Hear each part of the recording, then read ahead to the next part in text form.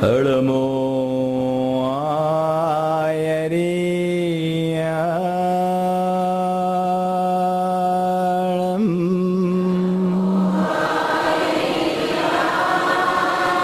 अड़मो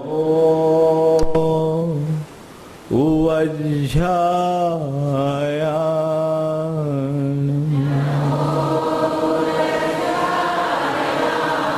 अड़मो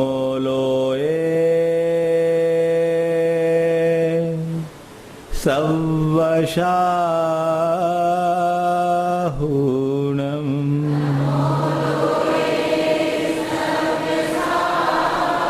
ऐसो पंचीणमोयारो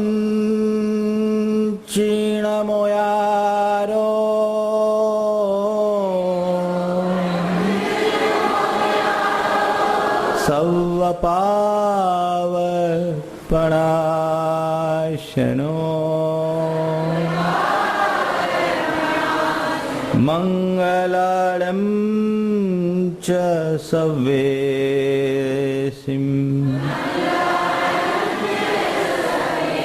पढ़मं ओ मंगलम।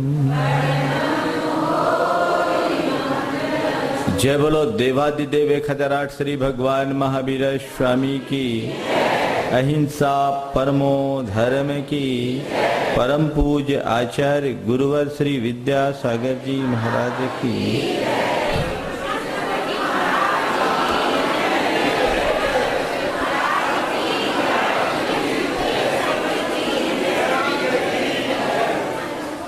किसी दार्शनिक संत से किसी ने पूछा स्वर्ग कहाँ है?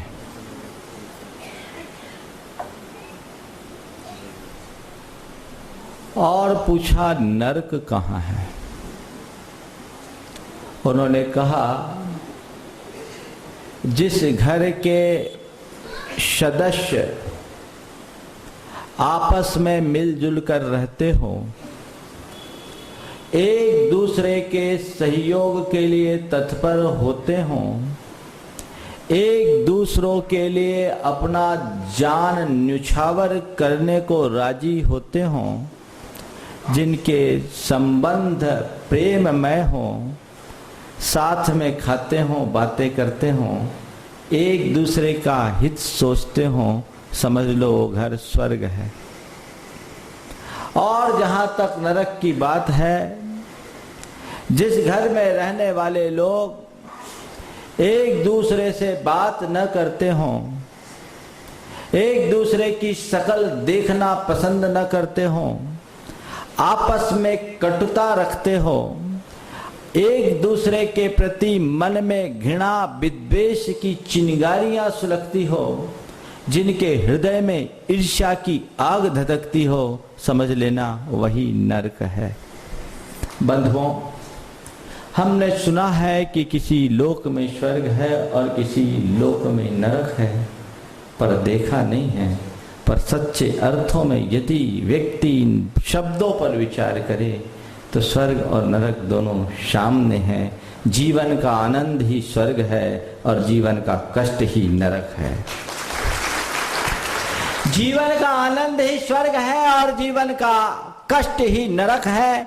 जिस व्यक्ति के जीवन में जीवन मूल्यों की प्रतिष्ठा होती है, उसका जीवन स्वर्ग समान दिव्य बनता है, और जिनके जीवन में जीवन मूल्यों की उपेक्षा होती है, उनका जीवन नरक से भी बदतर बन जाता है।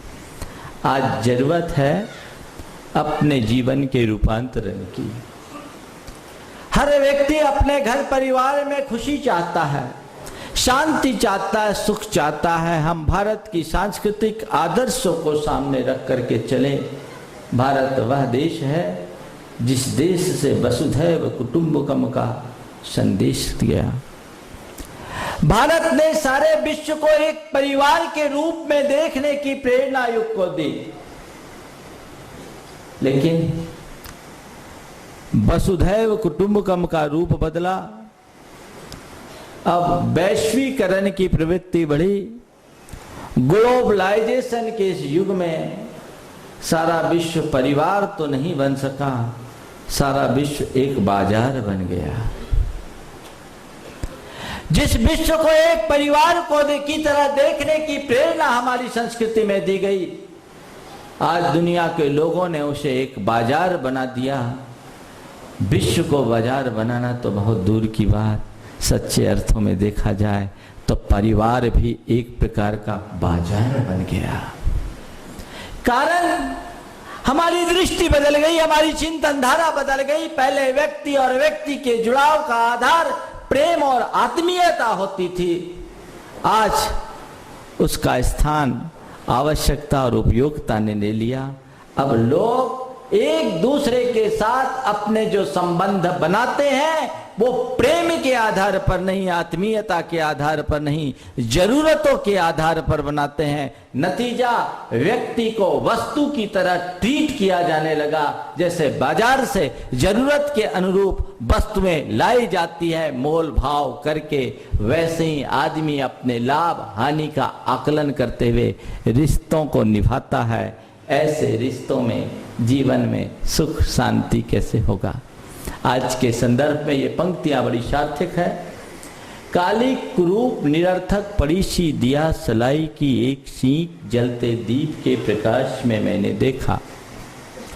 काली कुरूप निरर्थक पड़ी सी दिया सलाई की एक सीख जलते दीप के प्रकाश में मैंने देखा, सुंदर सज्जित कक्ष के द्वार पर पड़ी है।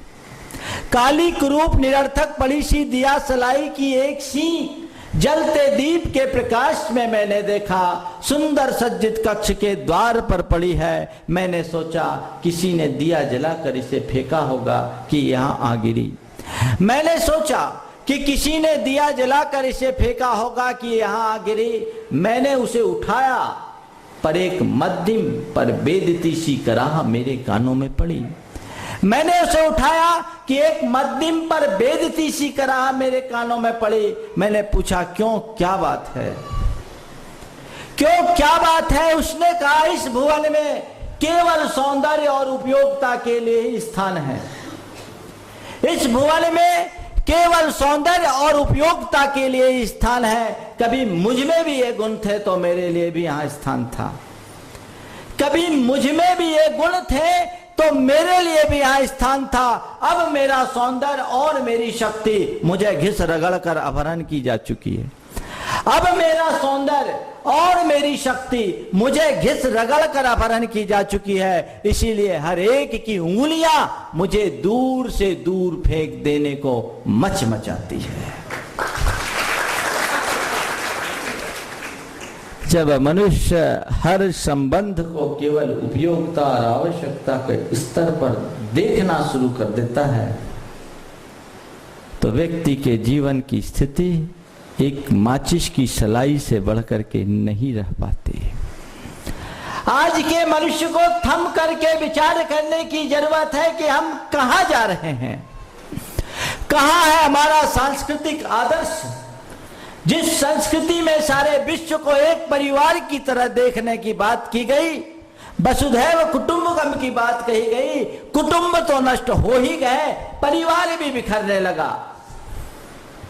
और यदि किसी परिस्थिति वश परिवार में लोग रह रहे हैं तो रह नहीं रहे हैं, एक दूसरे को ढो भर रहे हैं। आखिर कारण क्या है? हम थोड़ा समझे परिवार कैसा होता है। परिवार के विषय में जानना है तो रामायण के आदर्श को देखो। एक पुत्र अपने पिता के लिए क्या त्याग सकता है, यह पाठ हमें रामायण से मिलता है। एक भाई अपने भाई के प्रति कितना उत्सर्ग कर सकता है, यह पाठ हमें रामायण से मिलता है। और एक पत्नी अपने पति के लिए क्या कुछ समर्पित कर सकती है, यह सीख हमें रामायण से मिलती है। रामायण सब ने पढ़ा और सुना।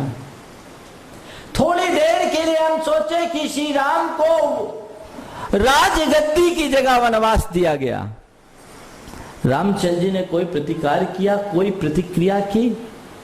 चाहते तो रामचंद्र जी को पूर्ण अधिकार था राज्य का प्रथम पुत्र होने के कारण, जनता का समर्थन था और वो खुद भी शक्तिशाली थे। बलपूर्वक भी राज हथिया सकते थे, लेकिन ऐसा उन्होंने नहीं किया। काश ऐसा वो करते तो राम अयोध्या के राजा भले बन जाते, जन जन के नायक नहीं बन पाते। उन्हें अयोध्या की गद्दी में स्थान भले मिल जाता, पर जनता के दिलों में स्थान नहीं बन पाता। उनने त्याग किया, उत्सर्ग किया, और वह भी मजबूरी में नहीं, प्रसन्नता पूर्वक, शिकायत से नहीं, अहोभाव से। उन्होंने एक ही बात कहा कि उसी पुत्र का जन्म लेना सार्थक है जिससे पिता की प्रतिष्ठा सुरक्षित रहे। वो पूत नहीं कपूत है जिसके पीछे पिता की प्रतिष्ठा पर आंच आए। इस आदर्श को जीते थे, उनने छोड़ दिया। भाई को राजगद्दी मिलनी है, अरे ठीक और अच्छा है, भरत को मिलेगा, भरत तो इसमें योग्य है। वो आगे बढ़ गए। वनवास रामचंद्र जी को दिया गया, लक्ष्मण जी को तो नहीं दिया गया। लेकिन एक भाई के पीछे दूसरे भाई ने अपना सर्वस्व त्यागा कि नहीं भैया, आप वन जाओगे और मैं अयोध्या में रहूं, मेरे लिए कतई संभव नहीं। जहां आप वहीं मैं, जहां आप वहीं मैं, जैसे आप वैसे ही मैं, जो आपकी स्थिति हो मेरी स्थिति। कितना बड़ा त्याग है। आज का कोई लक्ष्मण होता तो कहता चलो अच्छा हुआ एक हिस्सा गया, मामला खत्म। इधर भरत को राजगद्दी मिल रही, पर राजगद्दी में बैठने को राजी नहीं। दुनिया के लोग तो इस कोशिश में रहते हैं कि कैसे ही मुझे राजगद्दी मिले, सिंहासन मिले, कुर्सी मिले। और एक व्यक्ति है जिनको कुर्सी मिल रही है पर लेने को राजी नहीं। कितने बड़े त्याग का। भरत कहते हैं मेरे भाई को वनवास करना पड़े और मैं गद्दी संभालूं, ये मेरे जीवन में कतई नहीं हो सकता। धिक्कार है उस सत्ता और संप्रदा को जिसके पीछे मेरे भाई को विपत्ति का शिकार बनना पड़े। एक भाई वो था जो राजगद्दी मिलने के बाद भी अपने भाई की खातिर उसे स्वीकार करने को तैयार नहीं है।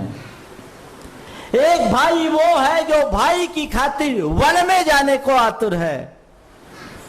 और आज के भाई ऐसे भाई हैं जो अपने भाई को कोर्ट तक घसीट रहे हैं, भाई को क्या बाप तक को कोर्ट में घसीट रहे हैं, लड़ाई कर रहे हैं। भाई और भाई के पीछे खाई है, हमें विचारना है। श्री राम को सभी अपना आदर्श मानते हैं, रामायण को अपना सभी आदर्श मानते हैं, पर देखे कि रामायण का आदर्श तुम्हारे जीवन में किस भांति उभर रहा है। इधर सीता जी ने सहज रूप से वनवास स्वीकार लिया। ईमानदारी से बोलना, आज की किसी सीता के साथ ऐसी नौबत आती तो। रामायण में लिखा, रामचंद्र जी ने सीता को बहुत समझाया कि तुम मत जाओ, तुम्हारे पांव बहुत कोमल है, तुम अपने कोमल कोमल पांवों से जंगलों के कंटकाकीर्ण मार्ग पर कैसे चलोगी, तुम यहां रहो, 14 वर्ष की बात है, मैं लौट कर आ जाऊंगा। सीता ने कहा नहीं प्रभु, आप जैसे स्थिति में रहो मैं आपके साथ रहूंगी, आपके दर्शन मात्र से मेरे सारे दुख दूर हो जाएंगे। और जानते हैं सीता ने क्या कहा जब उनसे कहा गया कि तुम अपने कोमल पांवों से जंगलों के कंटकाकीर्ण मार्ग पर कैसे चलोगी, तो सीता ने कहा अग्रतस्ते गमिष्यामि मृदनन्तिन कंटकान। स्वामीन आप मेरी फिक्र मत करो, मैं अपने कोमल पांवों से आपके आगे आगे चलकर, मैं आपके आगे आगे चलकर अपने कोमल पांवों से कंटकों को कोमल बनाती हुई चलूंगी। क्या आदर्श था। आज की सीता होती तो ऐसा कहती क्या? वो ये नहीं कहती कि अग्रतस्ते गमिष्यामि मृदनन्तिन कंटकान, वो तो यही फरमाती विच्छेदाय गमिष्यामि न्यायालय महम त्वरा। कहती किसी वकील से मिलती हूं, डाइवोर्स का केस बनाए और ज्यादा से ज्यादा संपत्ति कैसे आए। यही है ना आज का आदर्श। एक बार मैंने रामायण पर प्रवचन किया, कुछ महिलाएं मेरे पास बैठी, मैंने प्रबुद्ध महिलाएं थी, मैंने उनसे ऐसी चर्चा में पूछा कि ये बताओ, यदि सीता की जगह आप होती तो क्या करती? आप सबसे भी पूछ सकता हूं, जवाब मिलेगा क्या? हाँ, क्या मिलेगा बोलो? कितनी है जो वनवास के लिए तैयार होती? बताओ, एक आध हाथ उठाओ। एक भी नहीं है, एक उठ रहा है, लेकिन किस भाव से? 1 2 3 उठ रहा है। संयोग से मैंने जब उनसे पूछा कि आप होती तो क्या करती, उनने कहा मैं भी वनवास जाती। उन्होंने कहा मैं भी वनवास जाती। मुझे बड़ा आश्चर्य हुआ और मैंने कहा क्या आप सीता के चरित्र से इस कदर प्रभावित हो गई? जब उनने कहा कि मैं भी वनवास जाती, मुझे बड़ा आश्चर्य हुआ। मैंने कहा क्या सीता के चरित्र से आप इस कदर प्रभावित हो गई? उनने कहा महाराज छोड़ो चरित्र मरित्र को, 3 सासुओं के अंडर में रहने से अच्छा पति के साथ अकेले जंगल में रहना। ये आज का युग है, ये आज का दौर है, आज का चरित्र है। जीवन में खुशहाली कैसे आएगी? हम बात रामायण की करते हैं और आचरण में महाभारत उतारते। एक धार्मिक परिवार के बेटे के लिए लड़की देखने के लिए कहीं गए, एक लड़की दिखी, उनको धार्मिक लड़की चाहिए थी। लड़की सब कुछ देखने के बाद उनसे पूछा कि तुमको क्या आता है? उनने रामायण की चौपाइयां सुना दी। बोले देख लीजिए, रामायण की चौपाइयां इनने सुना दी, इन्हें सब आता है, और महाभारत घर में मचा कर दिखा देगी।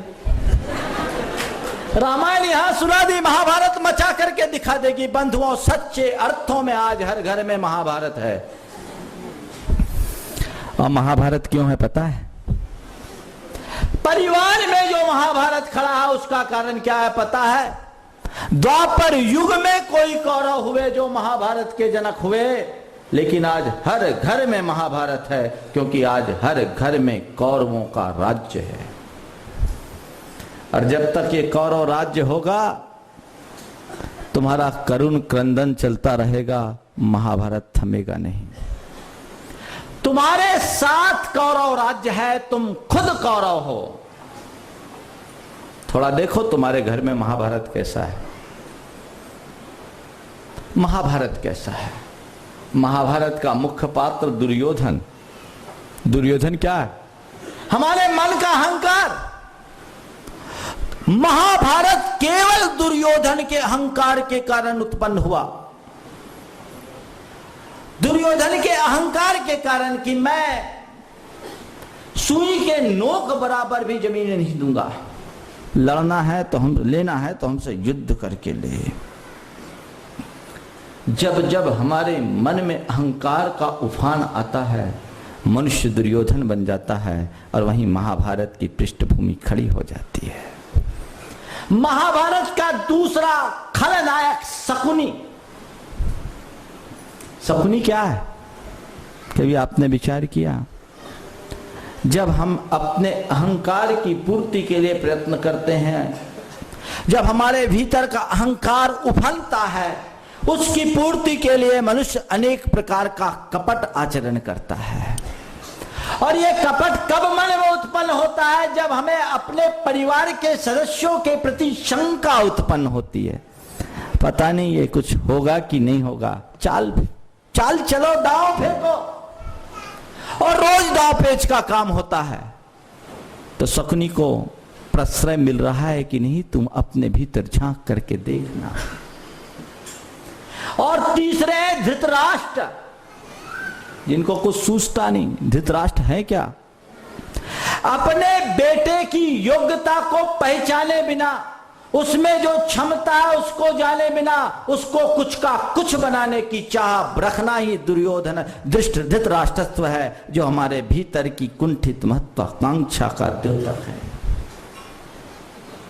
ये धृतराष्ट्रपना आज हर माँ बाप के साथ लगा हुआ, हर पिता के साथ लगा हुआ है। बेटे की योग्यता कुछ होती है और वो उससे चाहता कुछ है। बेटा चाहता है बिजनेसमैन बनना, बाप चाहता है उसको डॉक्टर बनाना। बेटा चाहता है इंजीनियर बनना और बाप बनाना चाहता है उसको डॉक्टर। नतीजा क्या होता है? पिता की इच्छा के अनुरूप बेटा आगे बढ़ जरूर जाता है, लेकिन हमेशा जिंदगी भर उसके मन में दुर्भाव उत्पन्न होते हैं। ये महत्वाकांक्षा, धृतराष्ट्रपना,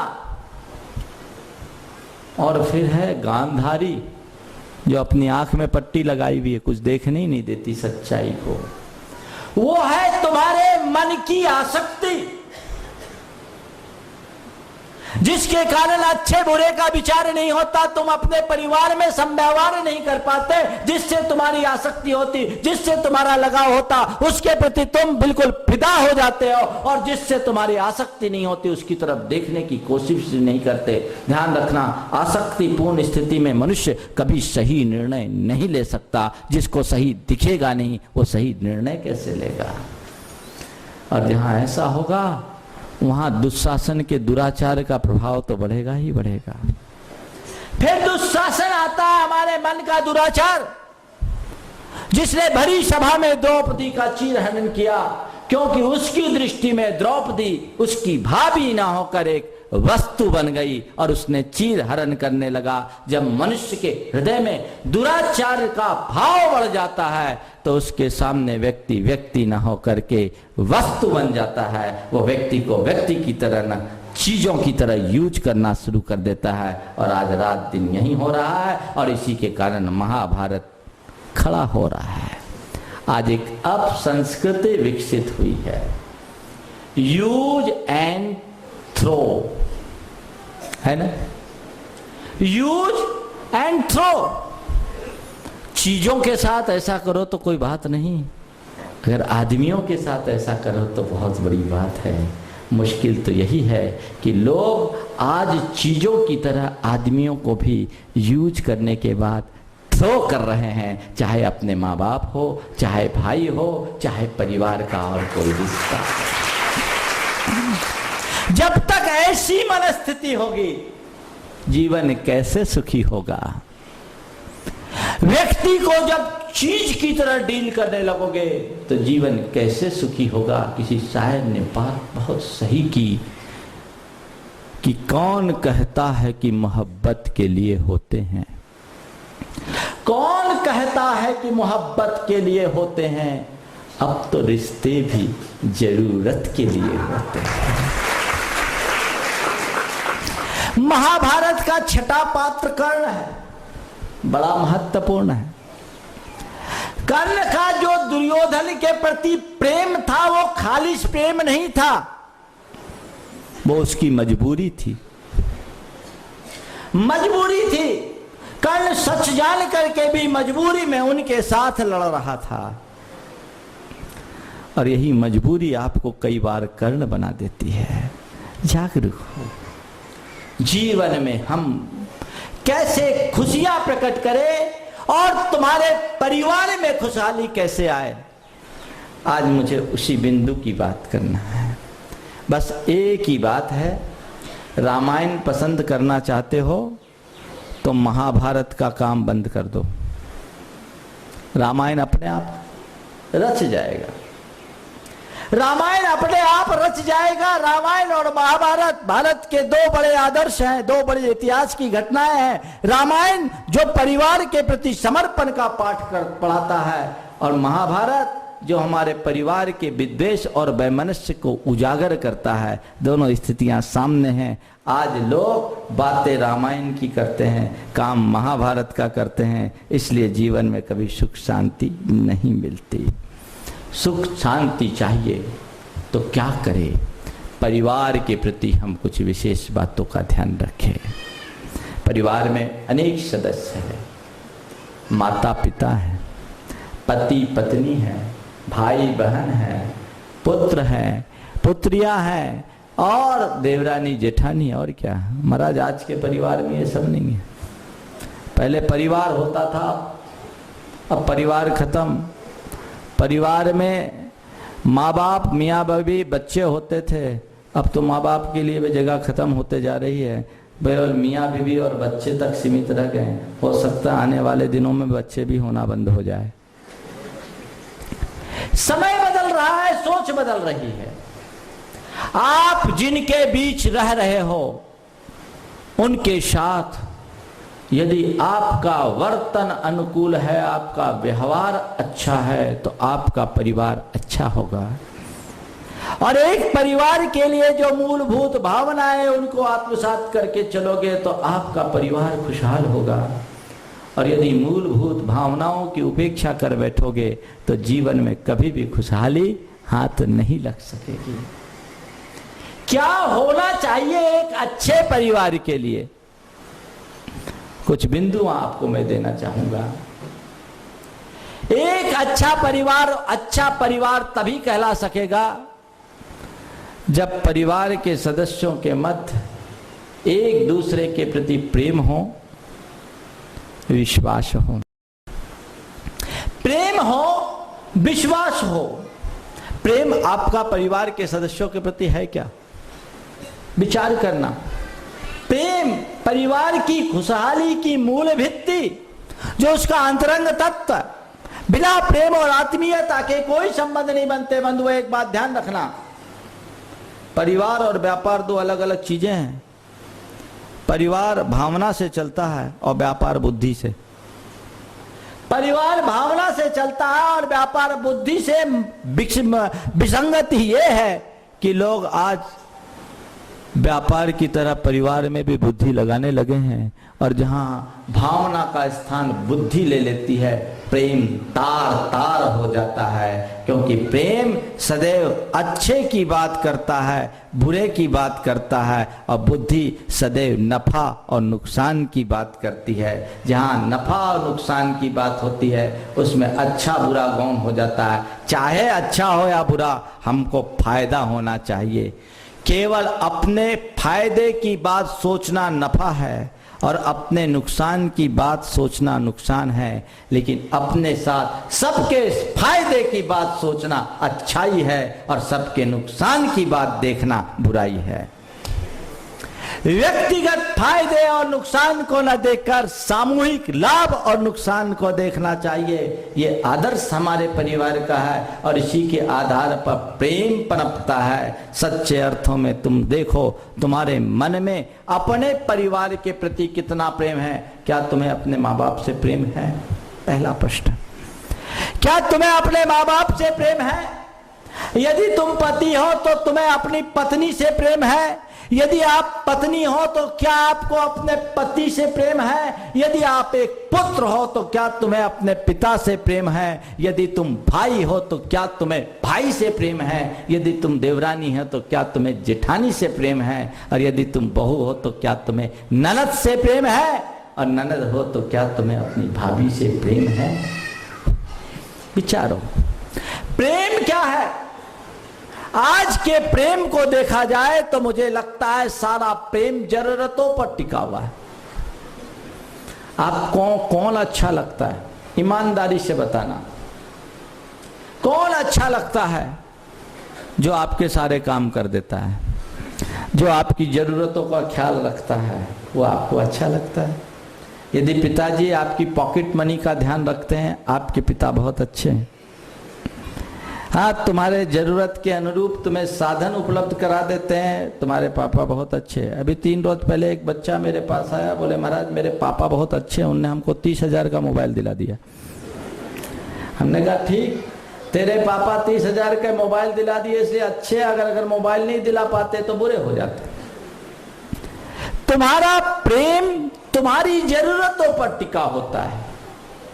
अगर पिता अपने बेटे की इच्छा के अनुरूप उसको अच्छे कपड़े दिलाता है, अच्छी फैसिलिटीज देता है, अच्छे पॉकेट मनी देता है, बेटा खुश, मेरे पापा बहुत अच्छे हैं।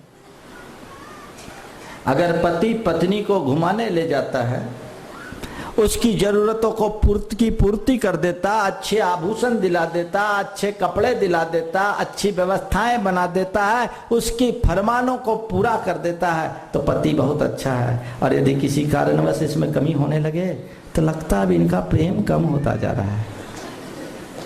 तुम्हारे प्रेम का पैमाना क्या है?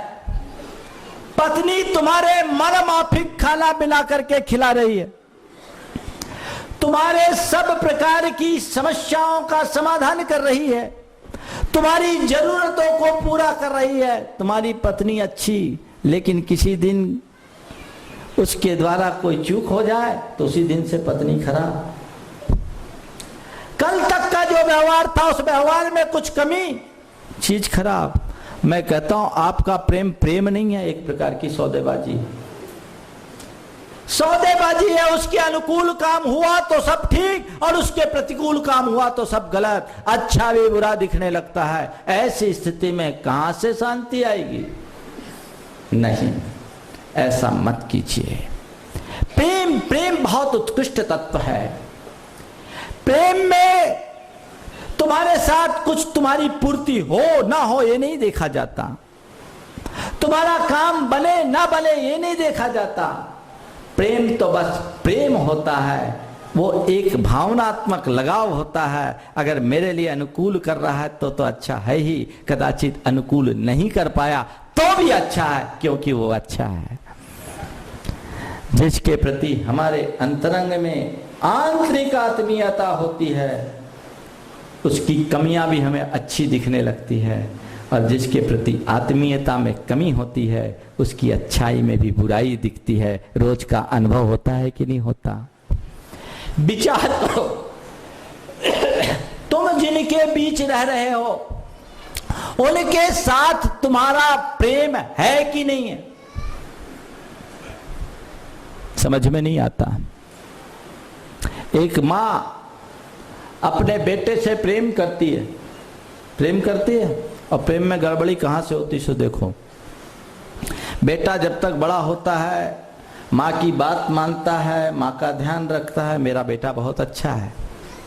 अब बेटे की जब शादी हो जाती है और बेटा अपनी पत्नी के साथ जुड़ने लगता है तो माँ को शंका होने लगती है, कहीं मेरा बेटा अपनी बीवी में न झुक जाए।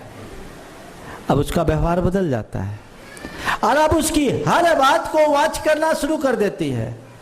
माँ का व्यवहार बदलता है, बच्चा भी इस चीज को रीड करता है, और रीड करने से धीरे धीरे बच्चा का भी व्यवहार बदल जाता है। दोनों के मध्य प्रेम की जगह दुराव अपना स्थान बना लेता है, और जहाँ दुराव होता है वहाँ टकराव तो सदैव पैदा हो जाता है, और जहाँ दुराव और टकराव हो वहाँ फिर शांति और प्रसन्नता आखिर कैसे टिकेगी? विचार करो। अरे ठीक है, तुम माँ हो, तुमने अपने बच्चे को जन्म दिया, पढ़ा लिखा करके बड़ा किया, तुम्हारा उस पर प्रेम होना चाहिए, पर वो प्रेम का मतलब ये नहीं है कि वो सदैव तुम्हारे हिसाब से चले। वो अपने हिसाब से चलता है, चलने दो। तुम तो केवल ये सोचो कि मैं एक ऐसे बेटे की माँ हूं जो एक अच्छा इंसान बना है, आगे बढ़ा है, मेरा ख्याल रखता है। अभी तक वो अच्छा बेटा था, अब अच्छा पति बन रहा है और कल अच्छा पिता बनेगा, जीवन धन्य हो जाएगा। माँ की गलती ये होती। और एक बेटा जब अपनी बीवी से जुड़ जाता है तो माँ को ही भूल जाता है कि हमको किसी ने जन्म दिया। ये उस बेटे की गलती है। बंधुओं, प्रेम होना चाहिए, निखालिस प्रेम। अब प्रेम कब टिकेगा? जब आपके मन में परिवार के सदस्यों के प्रति विश्वास हो, शंका ना हो, नंबर 1। शंका ना हो, नंबर 1। नंबर 2, आप अपने परिवार के सदस्यों के प्रति टीका टिप्पणी ना करें। नंबर 3, गलतफहमी के शिकार ना हो। नंबर 4, ज्यादा न आलोचना न कर, उनको प्रोत्साहन दे, प्रेरणा दे।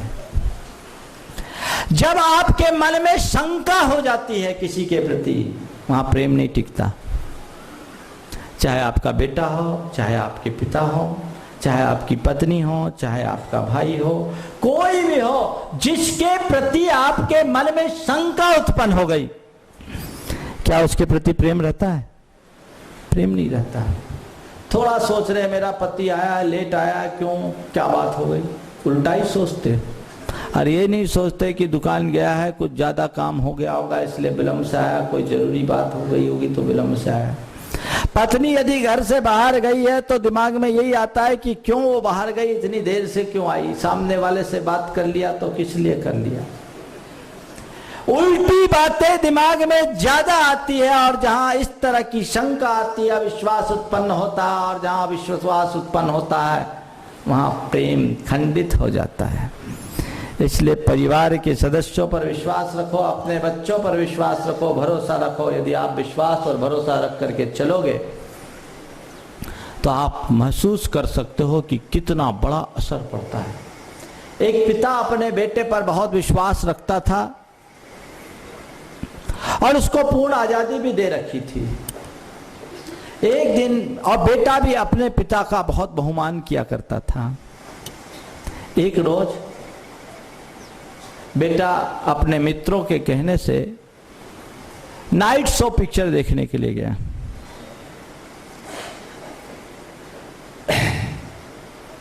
नाइट शो पिक्चर देखने के लिए गया।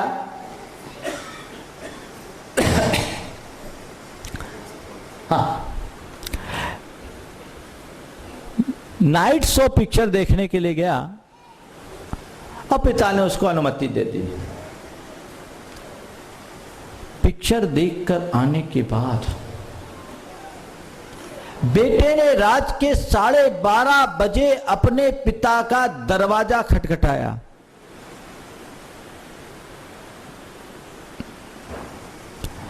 पिता ने कहा, क्या बात है, अभी रात को दरवाजा क्यों खटखटा रहे हो? बोला, पापा मुझे आपसे बात करनी है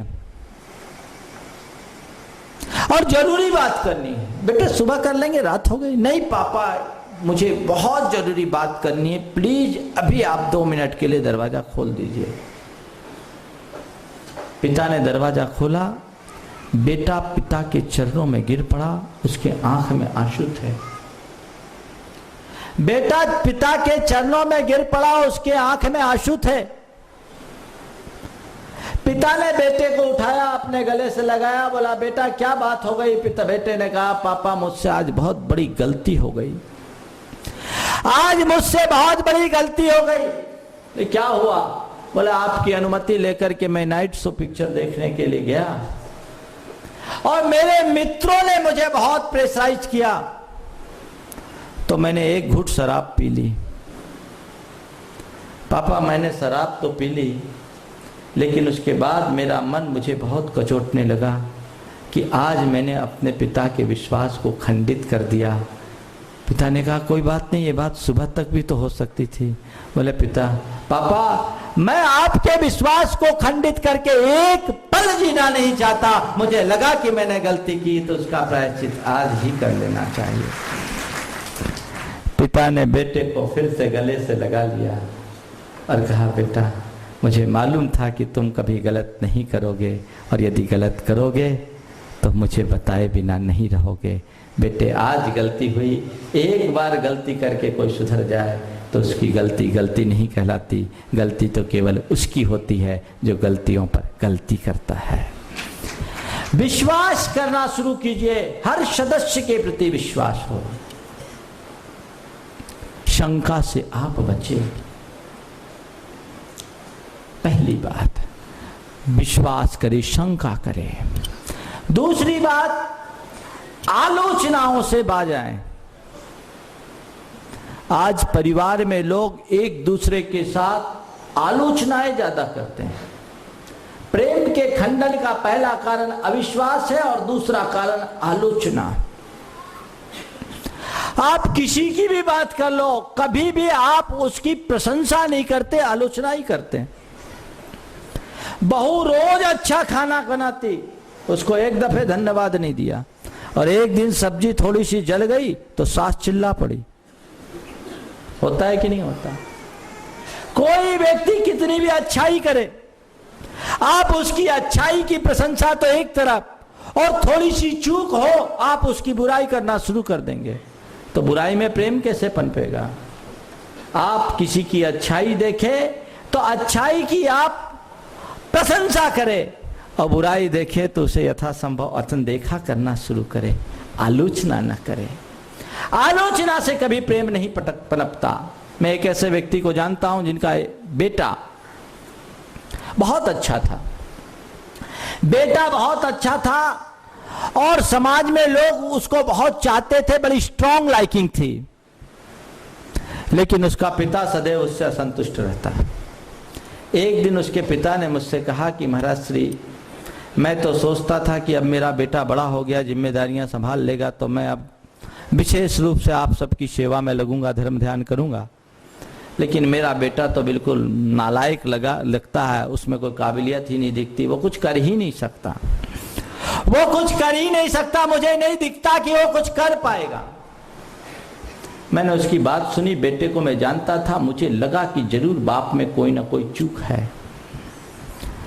बाद में मैंने बेटे को बुलाया, अब बेटे से पूछा क्या बात है, तुम्हारे पापा तुमसे खुश क्यों नहीं रहते, तुम पापा से खुश हो?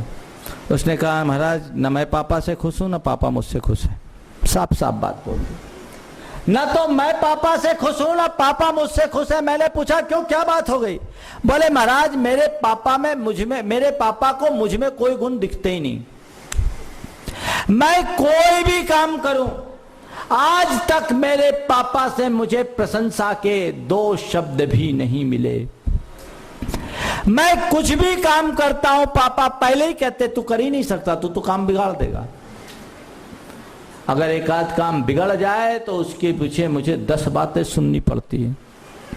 तो महाराज पापा जब मेरे साथ ऐसा व्यवहार करते हैं तो मैं भी अब उनको जवाब दे दिया करता हूं। मेरे मन में भी उनके प्रति आदर का उतना अभाव नहीं रहा, और मैं भी जब चाहे कभी कभी उल्टा सीधा भी बोल देता हूं। मैंने उस बेटे को समझाया और बाद में उसके पिता को बुलाया और कहा कि भैया तुम यदि ध्यान नहीं दिए तो अपने बेटे को खो दोगे, तुम ध्यान नहीं दिए तो बेटे को खो दोगे। तुम्हारी बेटे की एबिलिटी बहुत अच्छी है, उसमें बहुत योग्यता है, केवल कमी तुम्हारे प्रोत्साहन की है, तुम्हारी प्रशंसा की है। तुम आज से अपने बेटे को जिम्मेदारी देना शुरू करो और ये सोच करके दो कि ज्यादा होगा 2-4 लाख रुपया मिटाएगा, और क्या होगा। जिम्मेदारियां देना शुरू करो, और यदि उसकी कोई गलती हो तो 10 गलती को अनदेखा करने का नियम लो। 1 से 10 गलती तक कुछ नहीं बोलेंगे, 11वीं गलती में बोलेंगे। और कोई भी अच्छा काम करे तुरंत उसकी प्रशंसा करो। देखो कितना प्रेम बनता है और तुम्हारे बेटे में कितना परिवर्तन आता है। मेरी बात को उनने फॉलो किया और अपने प्रतिष्ठान में बेटे को विशेष जिम्मेदारी दी, बेटे की प्रशंसा करना शुरू कर दिया। इस घटना को 6-7 बरस हो गए। आज उसका पिता अपनी बेटे की प्रशंसा करने में नहीं अघाता और बेटा अपने पिता के लिए जान निछावर करने के लिए तत्पर है। दोनों के रिश्तों में जो दरार थी वो खत्म हो गई, केवल प्रशंसा के बल पर, प्रोत्साहन के बल पर। हर मनुष्य प्रशंसा चाहता है, हर मनुष्य प्रशंसा चाहता है, उसको थोड़ी सी प्रशंसा मिल जाए, प्रेम अपने आप पनप जाए। एक युवक अपने परिवार का 20 साल से पालन कर रहा था, सारा भार खुद उठाता था।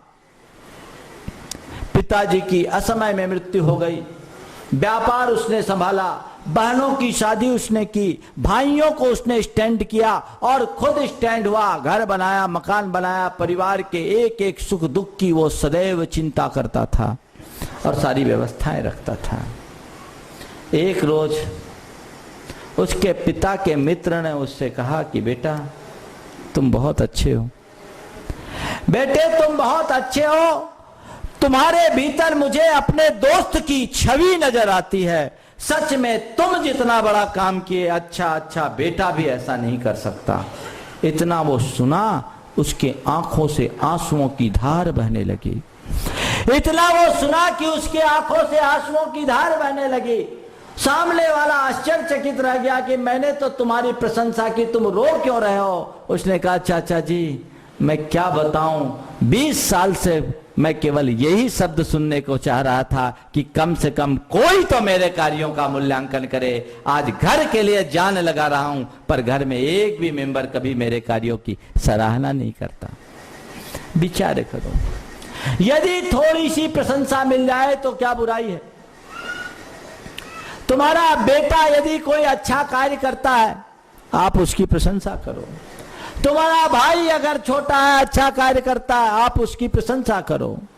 तुम्हारी पत्नी अगर अच्छा कार्य करती है तो आप उसकी प्रशंसा करो। तुम्हारी बहू अगर अच्छा कार्य करती है तो आप उसकी प्रशंसा करो। आज तुमने खाना बहुत अच्छा बनाया, बहुत दिन बाद ऐसा टेस्टी खाना मिला, कहने में क्या बुराई। बेटा तुमने बहुत अच्छा काम किया, कहने में क्या बुराई है। अगर 4 शब्द प्रशंसा के आप किसी के प्रति प्रकट कर देते हैं तो जिंदगी भर के लिए उसे आप अपना दास बना सकते हैं। ध्यान रखना, मनुष्य की बात तो जाने दो, एक कुत्ता भी